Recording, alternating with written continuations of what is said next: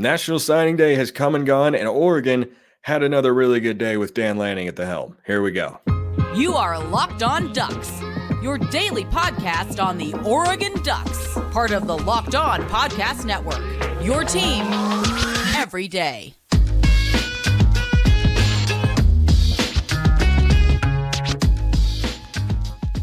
Yes, it is that time once again for Locked On Ducks. I'm your host, Spencer McLaughlin. Thank you so much for making this your first listen or your first view of the day. Part of the Locked On Podcast Network, your team every day, and your number one source to stay up to date with the Ducks. So if you have not already, like, comment, subscribe, rate, review, please, and thank you wherever you listen to or watch this show, which today is brought to you by FanDuel. Make every moment more. Right now, new customers get $150 in bonus bets with any winning $5 money line bet. That could include Oregon over Liberty in the Fiesta Bowl on New Year's Day. That's $150 if Oregon wins. Visit FanDuel.com/lockedon to get started. Few guys is great to bring on to talk Cruton and recap signing day and whatnot and all our reactions than Max Torres, Ducks Dish Podcast, Fan Nation at Sports Illustrated, and regular guest here on the show. Max, it was another top 10 class. At least that's where it is currently sitting on the 24/7 sports rankings for Oregon and Dan Lanning. It was number 9 a season ago. It's currently at number 6 in the high school composite, number 5 in the overall when you factor in the transfer portal. Oregon is not going to be short on talent in the coming years. No, they will not. Dan Lanning and the Ducks continue to be elite at talent acquisition. They're keeping me busy, which is always a good time to be writing and talking on pods and whatnot. So it was an insane day. Wasn't quite as insane as 2023, but man, still plenty to talk about. That's for sure. Yeah, there absolutely was. And you hit on it that there wasn't as much to talk about because there weren't as many surprises. But I think that's a testament to how well Dan Lanning and the staff did here. And I tweeted this out yesterday. Oregon didn't have a single verbal commitment flipped to another school. They flipped 2 players who we're going to talk about on today's show. But I don't know that signing day can go a lot better for a coaching staff when you have 0 players decide to go play elsewhere and you flip 2 players from now conference rivals, USC and Ohio State. Yeah, can't ask for much more. And then they also got someone in the portal. I mean, Dan Lanning's doing all the right things, pushing all the right buttons, helping address some needs to the roster. And I really feel like everything is kind of falling into place. You know, some dominoes falling. Maybe that's a little dramatic. I don't know if that quite lines up, but I mean, couldn't ask for a better day, really, is what it comes down to. Yeah, and I think that for Oregon, this being their first class as a member of the Big Ten, I don't know that played a massive role. I mean, we saw a top 10 class a year ago, and Oregon was in the Pac-12, and in 2021 with Cristobal there and not departing as it was for the 2022 class, it was also a top 10 recruiting class. I think this is just kind of the standard that Lanning and the Ducks have set. Scott Frost has got a quote from back in the day about how hard it is to recruit to Eugene, but I think Mario Cristobal and Dan Lanning and their staffs as well deserve a bunch of credit. They have shown you can recruit at a high level to Eugene. You absolutely can. And I mean, I might have a little bit more to say on the Big Ten move as far as having an impact. I don't know if you wanted to get into that. Yeah, go for it. Go for it. I mean, I think just showing that they're headed in the right direction and have navigated the insane past year or two that has been conference realignment so well, I think speaks to the stability of the program and just being headed in the right direction. And then I said, I don't know if you want to talk about it right now, because I think Jeremiah McClellan, it could potentially have played a little bit of a role. I don't have intel on that specifically, but I think when you overcome distance in this recruitment, I know that was something that came up in some of the conversations that I had with people around the program, as far as distance kind of being a little bit of a hurdle for McClellan or the McClellan camp. I think when you can sell, hey, we're going to be playing games not too far from St. Louis because we're coming to the Big Ten, I think that's not something that pushes you over the edge necessarily, but I'm sure that it was part of the conversation as far as just like, hey, we're going to have games that are closer to this area, and it's not going to be all West Coast. So you take the good with the bad. I know people are upset about the Pac-12 kind of fizzling out here, but I mean, the move to the Big Ten is only helping recruiting. That much I can say very confidently.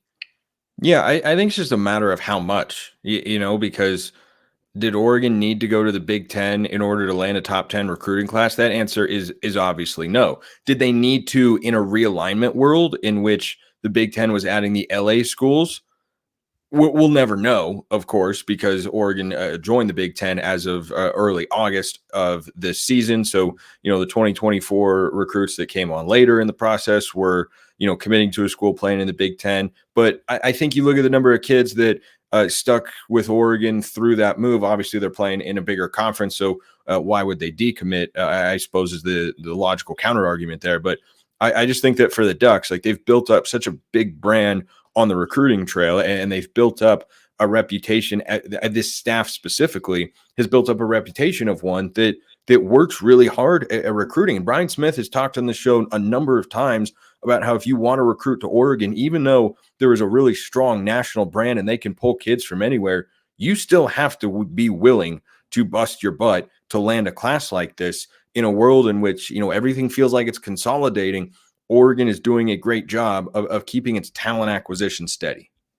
Absolutely. And I think I like what you said there just about how you still have to work. Like even in today's era of the portal and NIL, you have fans that are trashing Oregon whenever Oregon like gets somebody. You're like, oh, they just gave them the money. It's like you still have situations where I'm sure some of these schools just got outworked. I'm not saying that was the case for all of them necessarily, but like when there's so much going on, like there's still incredible value is kind of what I'm getting at with the persistence, the consistency, the just elbow grease, the getting in early. Like I had someone tell me that the amount of caffeine that has been consumed in the HDC over these past 2 to 3 days is like borderline absolutely unhealthy. But like these guys are locked in, and I think the commitment to talent acquisition has been phenomenal. And I think that speaks not only to the culture with the players, but also the coaching staff, the recruiting department, like everything, everyone is working in like perfect harmony right now. And this is the kind of product that you get when that kind of thing happens. Yeah, I think that you can't just give credit to Dan Lanning or even just Junior Adams, who we'll get to in a couple of minutes here. You look at Marshall Malkow, the chief of staff, their player personnel people behind the scenes. There are a lot of individuals that go into putting together a recruiting class. It is very much an all hands on deck sort of deal. But Oregon's headline recruits in this class, Max, are on the defensive side of the ball, and my takeaway there, with guys like, 5 stars, Aiden Breland and Elijah Rushing, I think, and then, it depends on which service you look at, but like, whatever. Those sorts of guys being the headline recruits, I think is going to be a consistent theme as long as Dan Lanning is Oregon's head coach. I completely agree. He even said it on the signing day press conference, just how important it is to win in the trenches. I don't think that's a new philosophy, but you've seen how much that's paid off. I think that they already were prioritizing, I should say, offensive line recruiting.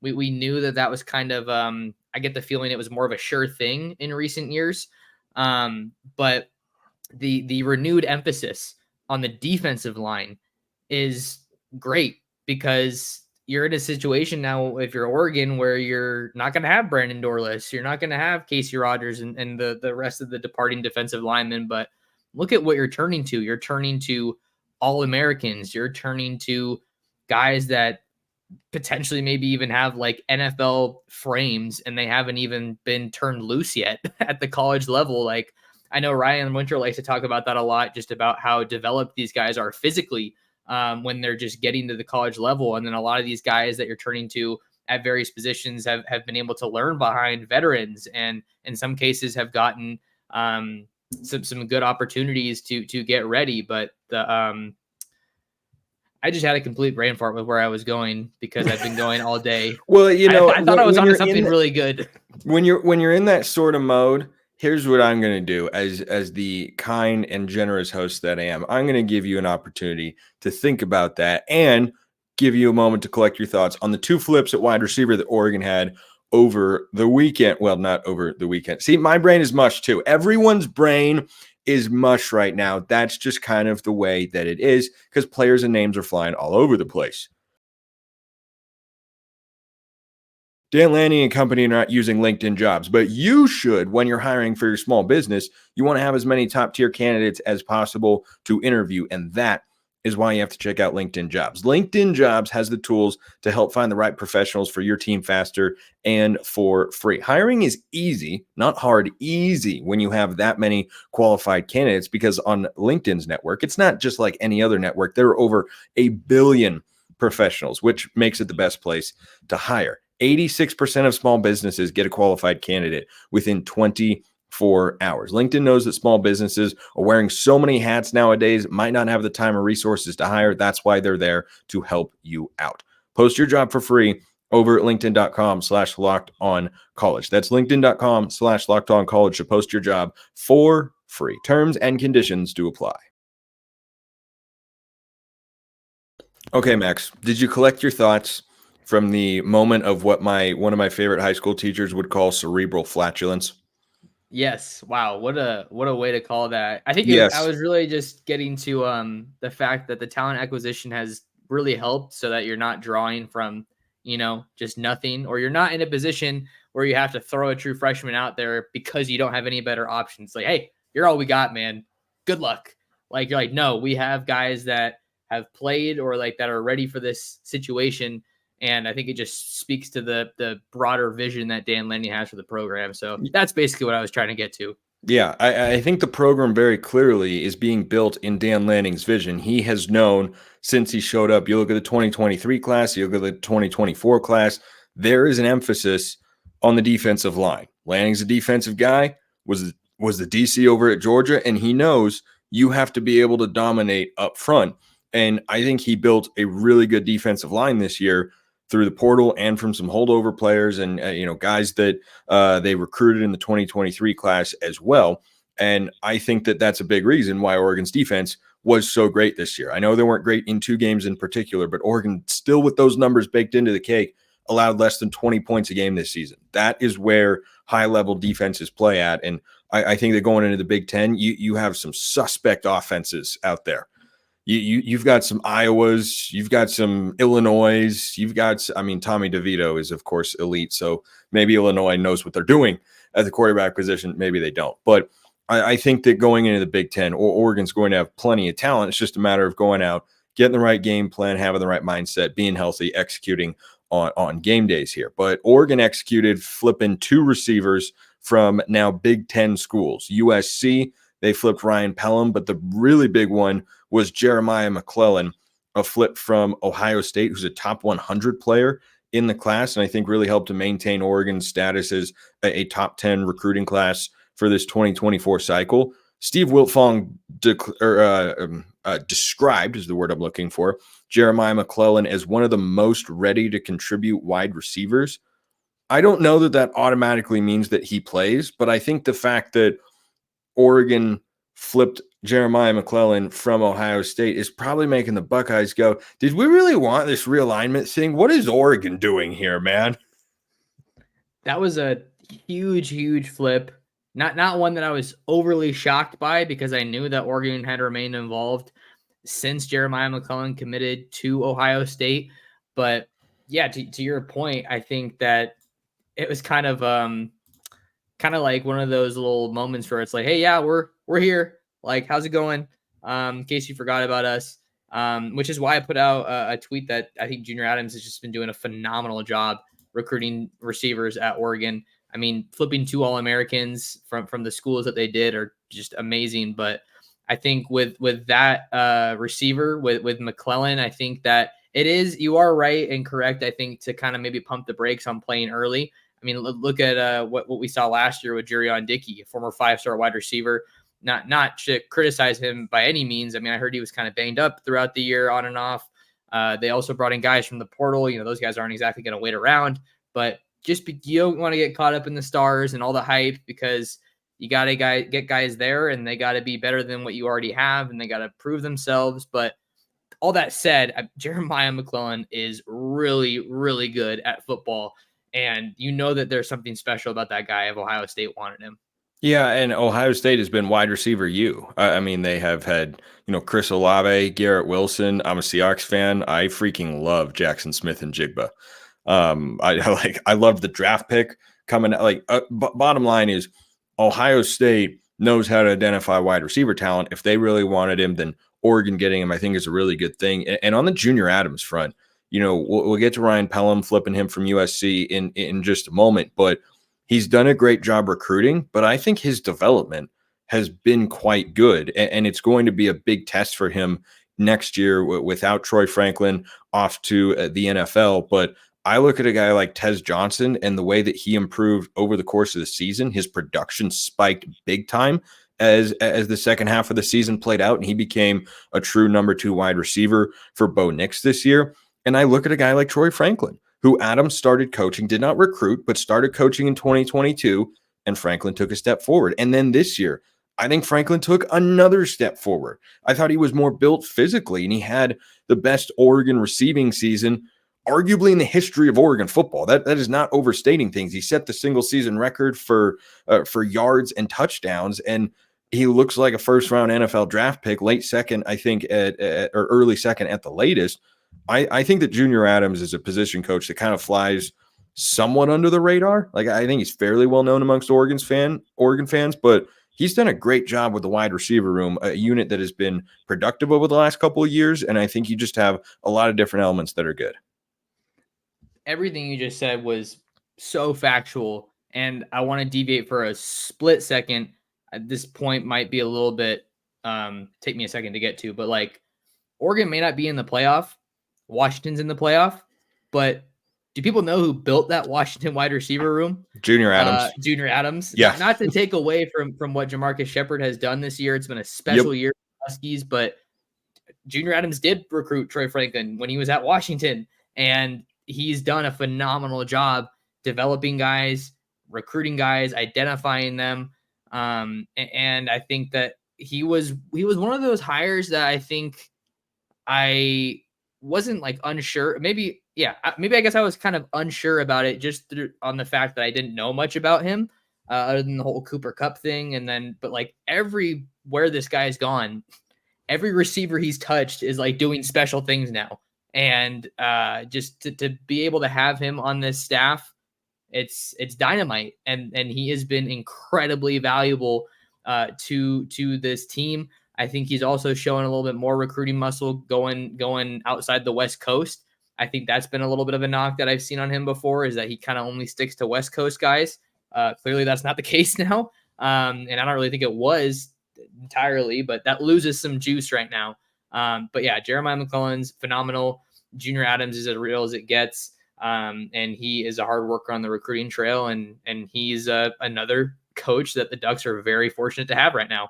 Yeah, Ryan Pellum, the other receiver that he flipped from USC, and Will Stein was also in on the recruitment, according to 24/7 Sports, of Pellum, who on the 24/7 Sports composite is the number 99 player in the country. Like these guys both are top 100 recruits, if memory serves. I'm going to double check that on McClellan right now. Yeah, he's number 49. So I think that for both of these guys to come in this class also makes a lot of sense, because positionally, you want to be as balanced as you can be in a particular recruiting class. I think it's clear Oregon will always be defensive line heavy, and then each class, it'll kind of depend on, we had a bunch of receivers last cycle. We had a couple tight ends last cycle, didn't need one, and just kind of playing that game of cat and mouse with the roster and whatnot. But Tysier Denmark and Jordan Anderson were both one-time Oregon 4-star receiver commits, and they both decommitted. And I got questions here on the show like, hey, what are we supposed to make of this? Should we be worried about it? Well, the answer is very clearly no,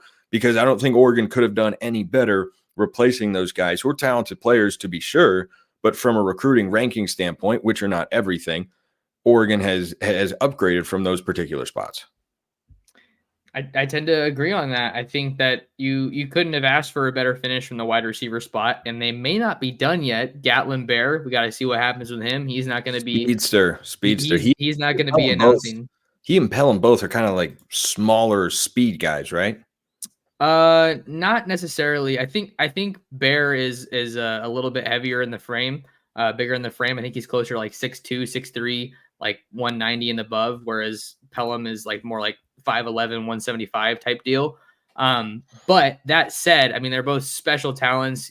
Everyone knows about Bear because of his speed, but He is kind of a unicorn, is how his coach described him when I got to interview him. He's not going to be signing until February. I tend to think that Michigan has the edge there, but it looks like it's going to be a Michigan and Oregon battle right now. And Oregon has done a great job just in terms of getting guys out there to see Bear and just kind of continue to show that interest. So that one still seems like it's got a little bit of ways to go. But I mean, like I said, yeah, the wide receiver picture could not have looked any better, I think, if you're just looking at Oregon right now and kind of what has happened. Especially, let's not forget, Spencer, Dillon Gresham was taking some OVs late in the game there. Yep, that and they were able to hold on to them.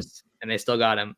Yep, so you've got Dillon Gresham, you've got Jack Ressler, you've got Ryan Pellum, and you've got Jeremiah McClellan as Oregon's 4 receivers in the 2024 class. If they want to add a 5th, great, but certainly not a need, especially given what Oregon, I think, has in the receiver room for next year. I think the young receivers could be poised to pop, especially Jurion Dickey. And just one quick note, because you compared him to McClellan, and I think that that's totally fair because, recruiting analysts will have looked at these guys and said, oh, they're ready to contribute right away. And Dickey didn't really play at all this year.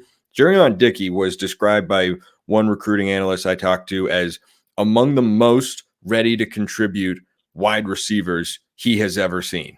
And Dickey did not play any meaningful snaps. I don't know if he even had a catch this year, if memory serves. So it can take time, but in other instances, you never know when a guy could pop. It just kind of depends. Did the quarterbacks play a role here? That's an interesting discussion. I have an interesting question for all of you out there who haven't checked out FanDuel yet. What are you waiting for? What are you waiting for? Because as the weather gets colder, which it certainly is where I am, the NFL offers stay hot on FanDuel. Right now, new customers get $150 in bonus bets with any winning $5 money line bet. That's $150 if your team wins. If you've been thinking about joining FanDuel, there's no better time to get in on the action. If you want to spice up the Fiesta Bowl against Liberty, the Ducks are 17.5-point favorite. If you feel confident, if you don't feel as confident, you can put your money where your mouth is or perhaps is not, depending on how you're feeling right now. So the app for FanDuel is super easy to use. There's a wide range of betting options, including spreads, player props, over-unders, and more. So visit FanDuel.com/lockedon and kick off the NFL season. FanDuel, official partner of the NFL. So a couple questions came in. Mailbag is always open, as everydayers know. YouTube comments or on Twitter @Smalls_55 or @LockedOnDucks. DMs and mentions are wide open. If you want to become a Locked On Ducks insider, you can go join the SUBTEXT community. Link in the description wherever you listen to or watch this show. Free 14-day trial, then it's just $5 a month. You get all sorts of perks, including priority mailbag access, which is how Bud has sent in a couple of questions here. Oregon seems to have done well in bringing in a bevy of even more quality receivers. What are your thoughts regarding the impact of signing Dillon, Gabriel, and Dante Moore on these commitments? I haven't heard that there are any direct ties. Max would know better than I would, frankly. My guy is tapped in to recruiting forever and always. But my initial reaction, Max, is much like Oregon to the Big Ten and the effect on recruiting, can't hurt and probably helps at least a little bit. That would be my guess, is receivers look at Gabriel and Dante Moore as well for these true freshmen and say, oh, so Oregon's set at quarterback. If I contribute as a true freshman, I got a veteran throwing me the ball. But if I'm not going to pop till I'm a redshirt freshman, then I know there's going to be a super talented guy throwing me the football. I think for receivers, we've seen that trend where a quarterback goes somewhere and a receiver follows him. I think that could have at least played a factor here. I would tend to agree. I was having the same conversation with somebody earlier. If you just look at the respective situations at both schools, what happened at Ohio State? Kyle McCord transferred, and they have Devin Brown, I think that's there. He was a standout from Utah and a guy I really liked in the 22 class, I believe it was. And then you have Aaron Noland from the 2024 class, but true freshman quarterbacks rarely play. And then at USC, you have a transfer for this year. I believe it's going to be Will Howard from Kansas State. And then looking forward, you don't really know because Malachi Nelson just hit the portal and he was a former 5-star guy.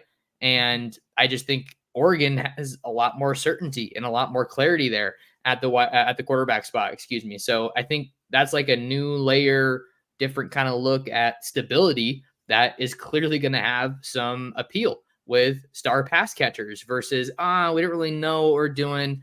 We'll figure it out though. Stay committed and it's all good. Like, trust the process. No, that's not what's happening at Oregon. They have studs ready to go. And I am still so incredibly high on Dante Moore, even though the things didn't go well at UCLA necessarily in his first year. I remember that I always think back to when I saw him at the All-American Bowl. I feel like I've said it a million times and maybe people are getting tired of me saying it, but I remember the whole week, and especially in that game, watching that dude operate, I was like, dang, I really wish he was coming to Oregon because then I could get to cover him some more. And how the tables have turned. I meant to say it the other way. How the turntables. That's what I meant to say.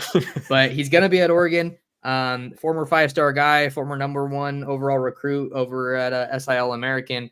Dude's going to be special, I think. Got a fresh start in Eugene. And he's going to have a great O-line and plenty of people to throw to. That's for sure. Yeah, he is. And, on the receivers, just to kind of put a bow on this, I wonder if either one expect to play as true freshmen.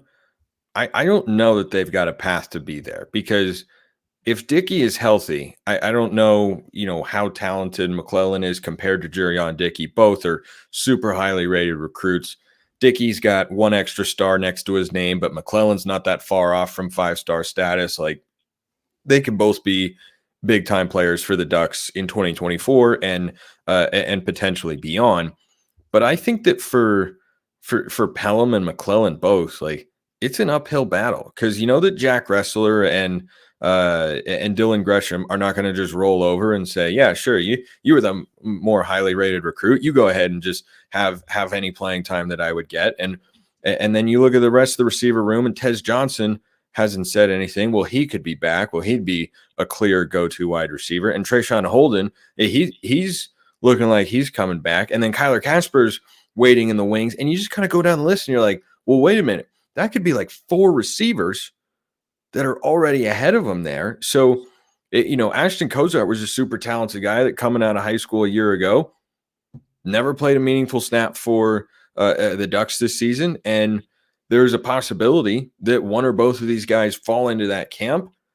But I think it just depends on what their expectations are compared to the staff's plan.